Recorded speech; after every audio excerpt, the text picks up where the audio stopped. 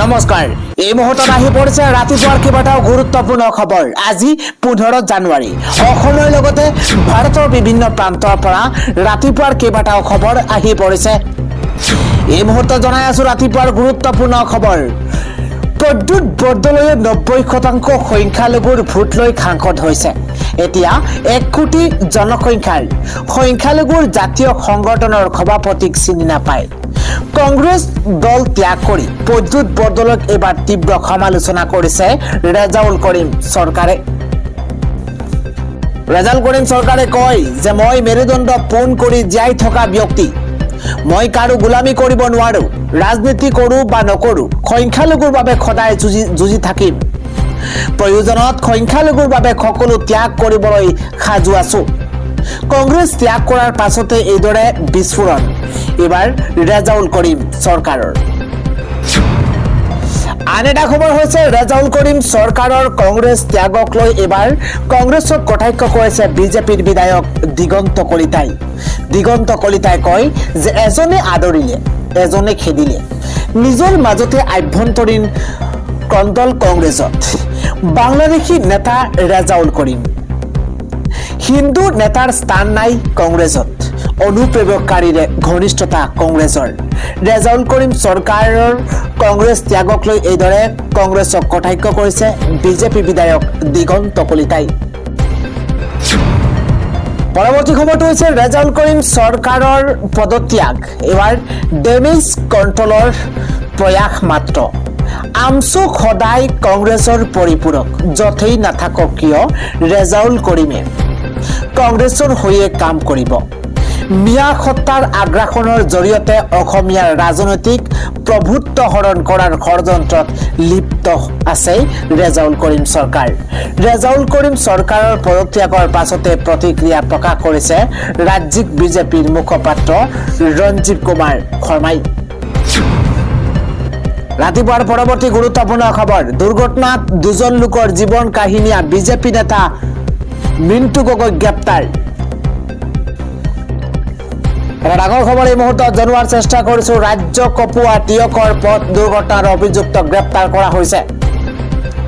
BJP নেতা মিণ্টু গগৈক গ্ৰেপ্তাৰ কৰিছে টিয়ক আৰক্ষীয়ে। এটা ব্ৰেকিং নিউজ এই মুহূৰ্তত জনোৱাৰ চেষ্টা কৰিছো। গ্ৰেপ্তাৰ নকৰিলে মিণ্টুৰ বাসগৃহতে সৎকাৰৰ হুংকাৰ দিছিল জনতাই। গ্ৰেপ্তাৰ নকৰিলে মিণ্টুৰ বাসগৃহতে সৎকাৰ কৰাৰ হুংকাৰ দিছিল জনতাই। বিহুৰ দিনাই বিজেপি নেতা মিণ্টুৱে মহতিয়াই নিছিল 5 জনক। দ্ৰুতবেগী স্কৰপিঅ'ৰ খুন্দাত থিতাতে নিহত হৈছিল 2গৰাকীকৈ লোক। তীব্ৰবেগী স্কৰপিঅ'ৰ খুন্দাত থিতাতে নিহত হৈছিল 2জন। গুৰুতৰভাৱে আহত হৈছিল 3জনক আৰু 3জনক কৰোৱা হৈছিল চিকিৎসালয়ত ভৰ্তি। নিহত যুৱক 2জন অভিজিত ফুকন আৰু অমৃত গগৈ। ৰাজ্য কপুৱা টিয়কৰ পথ দুৰ্ঘটনাত অভিযুক্তক গ্ৰেপ্তাৰ কৰা হৈছে। আন এটা খবৰ হৈছে ৰেজাউল কৰিমৰ অপমান সহ্য কৰা নহ'ব। সংখ্যালঘু ৰাইজ মনে মনে বহি নাথাকে। এটা ব্ৰেকিং নিউজ। দেৱব্ৰত শইকীয়াৰ মুখ্যমন্ত্ৰীৰ বৰঘৰৰ মানুহ। বিৰোধী দলপতি দেৱব্ৰত শইকীয়া আৰু প্ৰদ্যুৎ বৰদলৈৰ বিৰুদ্ধে তদন্ত। বিৰোধী দলপতি দেৱব্ৰত শইকীয়াৰ আৰু প্ৰদ্যুৎ বৰদলৈৰ বিৰুদ্ধে তদন্তৰ। ৰাহুল গান্ধী আৰু গৌৰৱ গগৈৰ ওচৰত তদন্তৰ দাবী এইবাৰ আমচু নেতাৰ। গুৰুত্বপূৰ্ণ খবৰ এই মুহূৰ্তত। ৰেজাউল কৰিমৰ হত্যাৰ ওপৰত প্ৰশ্ন কৰিলে সংখ্যালঘু ৰাইজ তেওঁৰ হৈ থিয় দিব। এই হুমকি আমচুৰ কেন্দ্ৰীয় সমিতিৰ সভাপতি ইমতিয়াজ হুছেইনৰ। ৰেজাউল কৰিমৰ পৰৱৰ্তী ৰাজনৈতিক যাত্ৰাত আমচুৰ সহযোগিতা থাকিব। মুখ্যমন্ত্ৰীয়ে ৰেজাউল কৰিমক লৈ নেতিবাচক মন্তব্য কৰাটো অস্বাভাৱিক, কিন্তু কংগ্ৰেছৰ স্থিতিহে অস্বাভাৱিক। অবৈধ বাংলাদেশী সন্দৰ্ভত মুখ্যমন্ত্ৰীক ক্ষুদ্ৰ সমালোচনা। দেৱব্ৰত শইকীয়া মুখ্যমন্ত্ৰীৰ বৰঘৰৰ মানুহ। আন এটা খবৰ হৈছে মই মোৰ বিবেকক সুধি কংগ্ৰেছ এৰিলো। মুখ্যমন্ত্ৰী হিমন্ত বিশ্ব শৰ্মা আৰু দেৱব্ৰত শইকীয়াৰ মুখৰ কথা একেই। মোক বিজেপিৰ এজেণ্ট আখ্যা দিয়া দেৱব্ৰত শইকীয়া নিজেই বিজেপিৰ এজেণ্ট। প্ৰদ্যুৎ বৰদলৈ মোক চিনি নাপাওঁ বুলি কৈ সংখ্যালঘুক অপমান কৰিছে। কংগ্ৰেছ ত্যাগ কৰিয়ে মুখ খুলিছে আমচুৰ সভাপতি প্ৰাক্তন সভাপতি ৰেজাউল কৰিম চৰকাৰে। আজি ৰাতিপুৱাৰ পৰৱৰ্তী গুৰুত্বপূৰ্ণ খবৰ। নামনি অসমত প্ৰৱেশ নিষিদ্ধ কৰা হৈছে কংগ্ৰেছৰ। সংখ্যালঘু অঞ্চলত সোমালে কথা বিষম হ'ব। এটা ব্ৰেকিং নিউজ এই মুহূৰ্তত। নামনি অসমত প্ৰৱেশ নিষিদ্ধ কংগ্ৰেছৰ। গৌৰৱ গগৈ, ৰকিবুল হুছেইন, দেৱব্ৰত শইকীয়াৰ প্ৰৱেশ নিষিদ্ধ। প্ৰদ্যুৎ বৰদলৈক নিষিদ্ধ ঘোষণা কৰা হৈছে। গুৰুত্বপূৰ্ণ খবৰ এই মুহূৰ্তত। ৰাজ্য চলি থকা উচ্ছেদৰ বাবে দায়ী হৈছে কংগ্ৰেছ। কংগ্ৰেছৰ ভুলৰ বাবে সংখ্যালঘুক উচ্ছেদ কৰা হৈছে। কংগ্ৰেছে মুছলমান সমাজৰ ওচৰত ক্ষমা খুজিব লাগিব। ক্ষমা নোখোজা পৰ্যন্ত নিষিদ্ধ কংগ্ৰেছ। সংখ্যালঘু অঞ্চলত সোমালে কথা বিষম হ'ব। এই সকিয়নি নামনি অসম সংখ্যালঘু পৰিষদৰ। আন এটা খবৰ হৈছে মোৰ আত্মসন্মান স্বাভিমানত আঘাত কৰিছে দেৱব্ৰত শইকীয়া, প্ৰদ্যুৎ বৰদলৈয়ে কংগ্ৰেছক শেষ কৰি পেলাইছে। এই হুংকাৰ ডাঙৰ খবৰ এই মুহূৰ্তত। মোৰ আত্মসন্মান স্বাভিমানত আঘাত কৰিছে দেৱব্ৰত শইকীয়াই। মন্তব্য ৰেজাউল কৰিম চৰকাৰৰ। মোৰ আত্মসন্মান স্বাভিমানত আঘাত কৰিছে। মোক কংগ্ৰেছত মানসিকভাৱে অত্যাচাৰ কৰা হ'ল। দেৱব্ৰত শইকীয়া আৰু প্ৰদ্যুৎ বৰদলৈয়ে কংগ্ৰেছক শেষ কৰি পেলাইছে। বিজেপিৰ এজেণ্ট হৈছে দেৱব্ৰত শইকীয়া। সংখ্যালঘুক ঘৃণা কৰে দেৱব্ৰত শইকীয়াই। প্ৰদ্যুৎ বৰদলৈৰ বিচাৰ কৰিব সংখ্যালঘু লোকে। কংগ্ৰেছ দলটোক খুলি খুলি খাইছে দেৱব্ৰত শইকীয়া, প্ৰদ্যুৎ বৰদলৈয়ে।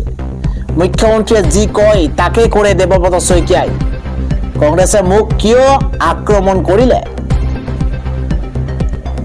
বিজেপিৰ প্ৰতিশ্ৰুতলিপি মতে কাম কৰে দেৱব্ৰত শইকীয়াই। জাতিতকৈ কেতিয়াও দল বা ব্যক্তি ডাঙৰ নহয়। মই কোনোদিনেই মেৰুদণ্ড বেকা কৰা নাই। জাতিটোৰ স্বাৰ্থত মেৰুদণ্ড পোনকৈ থিয় কৰাই থৈছো।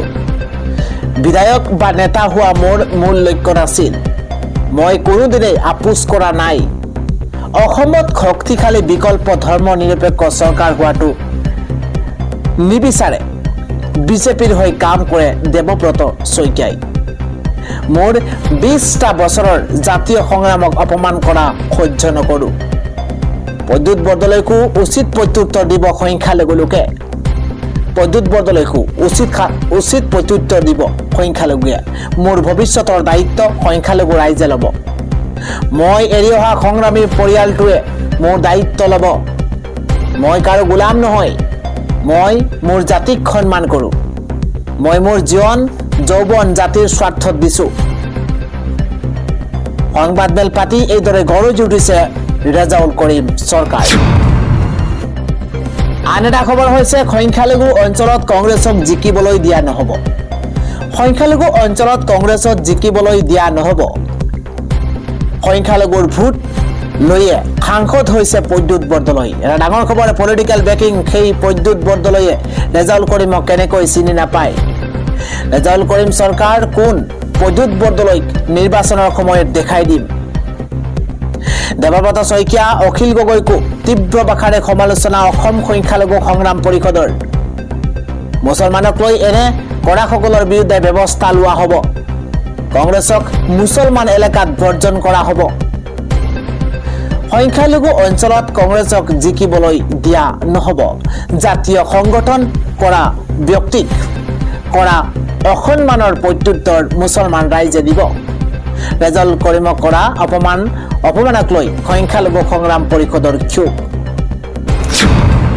আন এটা পলিটিকেল ব্ৰেকিং নিউজ। ৭৯% মুছলমান ভোটাৰৰ পচন্দ গৌৰৱ গগৈ। মুছলমান ভোটাৰৰ মাজত জনপ্ৰিয় হৈছে গৌৰৱ গগৈ। এটা পলিটিকেল ব্ৰেকিং নিউজ জনোৱাৰ চেষ্টা কৰিছো। ৬৬.৭% হিন্দু ভোটাৰে পুনৰ মুখ্যমন্ত্ৰী হিচাপে বিচাৰে হিমন্ত বিশ্ব শৰ্মাক। এটা পলিটিকেল ব্ৰেকিং এই মুহূৰ্তত। ভোট ভাইব নামৰ এক স্বতন্ত্ৰ সংস্থাই চলাইছিল সমীকৰণ। ভোট ভাইবৰ জনমত সমীক্ষাত অসম ৰাজনীতিৰ গুৰুত্বপূৰ্ণ তথ্য এতিয়া ওলাই আহিছে। সমীক্ষা অনুসৰি মুছলমান ভোটাৰে মাজত জনপ্ৰিয় গৌৰৱ গগৈ।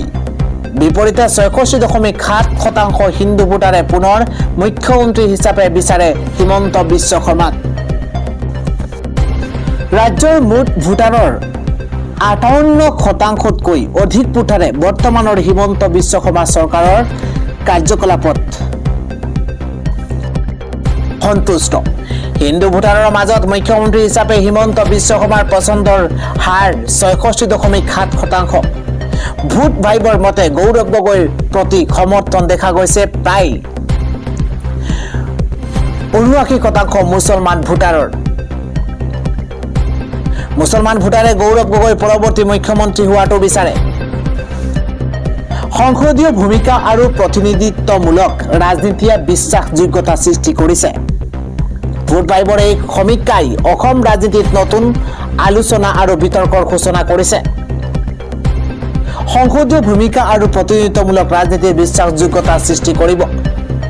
মুছলমান ভোটাৰৰ মাজত জনপ্ৰিয় হৈ পৰিছে গৌৰৱ গগৈ। আন এটা খবৰ হৈছে বিজেপি কৰ্মী আৰু মিত্ৰ দলৰ কৰ্মীৰ মাজত প্ৰচণ্ড মাৰপিট। শিন্দে সেনা আৰু বিজেপিৰ কৰ্মীৰ মাজত মহাৰাষ্ট্ৰৰ আম্বেনাথ পৌৰ নিগমৰ উপ মেয়ৰ পদৰ বাবে প্ৰচণ্ড মাৰপিটৰ ঘটনা দেখিবলৈ পোৱা গৈছে। পৰৱৰ্তী খবৰটো হৈছে হিমন্ত বিশ্ব শৰ্মাই মোৰ পিতৃ মাতৃক বাংলাদেশী বুলি কৈছে। মোৰ পিতৃ মাতৃ ইয়াৰে ভূমিৰ পুত্ৰ, মোৰ মাতৃ গৰীয়া সম্প্ৰদায়ৰ মহিলা। বিধানসভাত মুখ্যমন্ত্ৰী উপস্থিত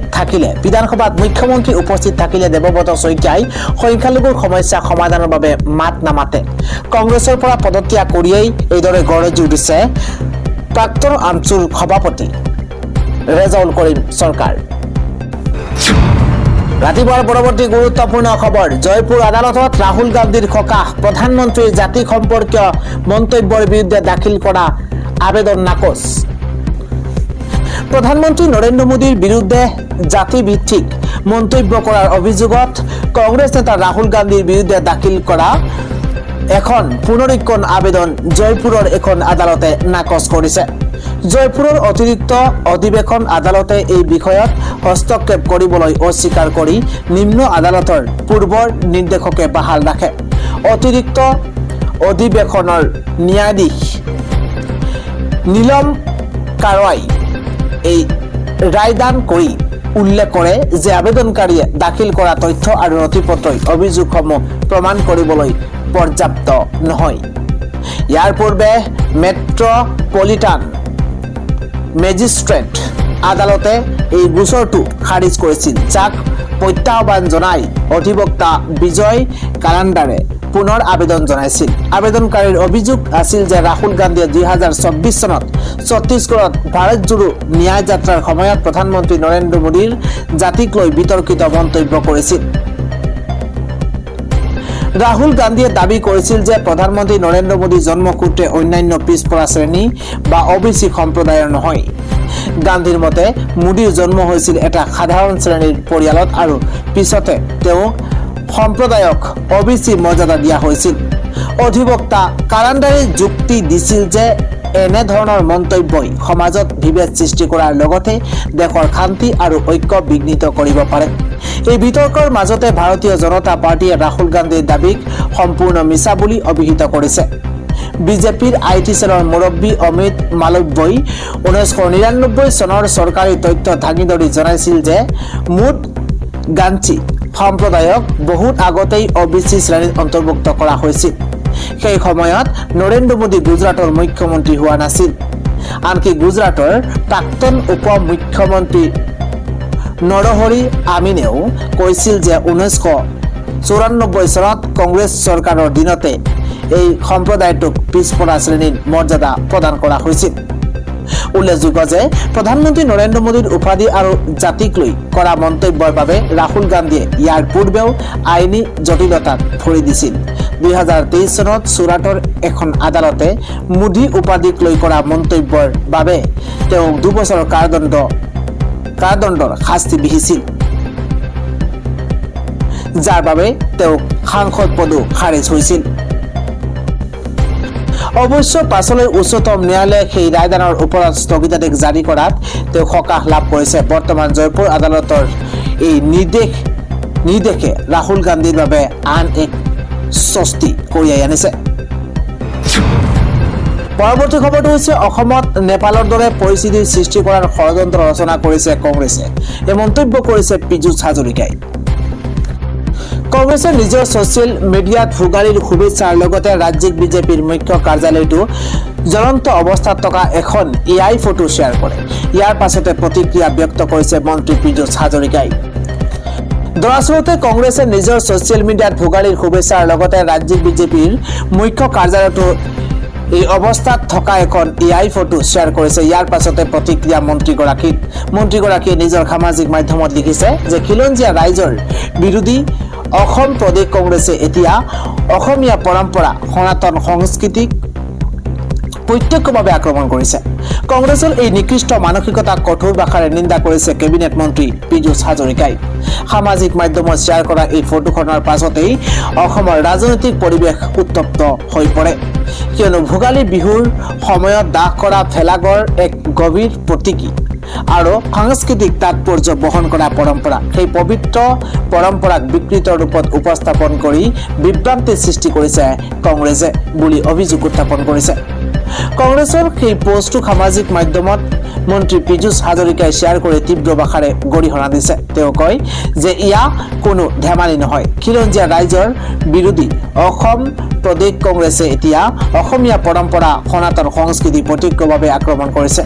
ভোগালী বিহুত অসমীয়া ৰাইজে আনুষ্ঠানিকভাৱে জ্বলোৱা ভেলাঘৰ সম্পূৰ্ণৰূপে সুকীয়া। ইয়াৰ অৰ্থ সুকীয়া। আমাৰ ধৰ্ম সংস্কৃতিৰ সম্পূৰ্ণ বিৰোধী সকলৰো ঘৰ আমি কেতিয়াও নজ্বলাওঁ। আজি অসমৰ এক পবিত্ৰ দিন, য'ত আমি শান্তি সম্প্ৰীতি ভাতৃত্ববোধৰ পোষকতা কৰোঁ, কিন্তু অসমীয়া সংস্কৃতিক বিকৃত ৰূপে উপস্থাপন কৰি আপোনালোকে এক বিশেষ শ্ৰেণীৰ লোকক আমাৰ সাংগঠনিক কাৰ্যালয় ঘৰত আক্ৰমণ কৰিবলৈ উচতনি দিছে।